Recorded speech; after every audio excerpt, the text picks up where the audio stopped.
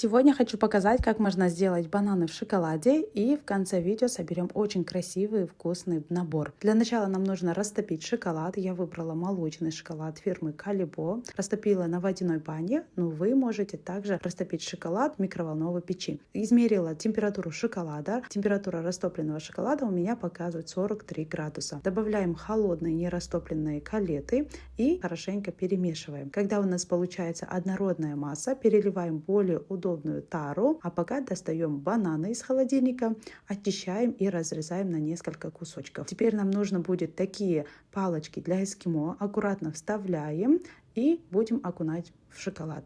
Вы можете использовать как и темный шоколад, белый шоколад или же молочный шоколад. Окунаем бананы полностью, чтобы они у нас не почернели. После можно украсить сверху различными посыпками шоколадными или сублимированными малинами, вафельными крошками или шоколадными крошками. Все это на ваше усмотрение. Или можете оставить просто классические бананы в шоколаде, отправить в холодильник на 20 минут. После того, как шоколад застынет, сверху можно сделать различные узоры из шоколада или же сделать полосочки. Я сделала такие полосочки. Они делаются очень легко. Растопленный шоколад заливаем в кондитерский мешок и отрезаем кончик, и можно сделать различные узоры или же, как я, полосочки. И чтобы наши бананы еще больше сверкали, элементы я украсила золотым кондурином, и будем собирать наш набор. Для этого нам нужны такие капсулы. Каждый банан отдельно одеваем в капсулы и собираем набор. Смотрите, какой у нас необычный, очень красивый набор получился. Бананы в шоколаде получились очень вкусные. Попробуйте сделать по данному рецепту.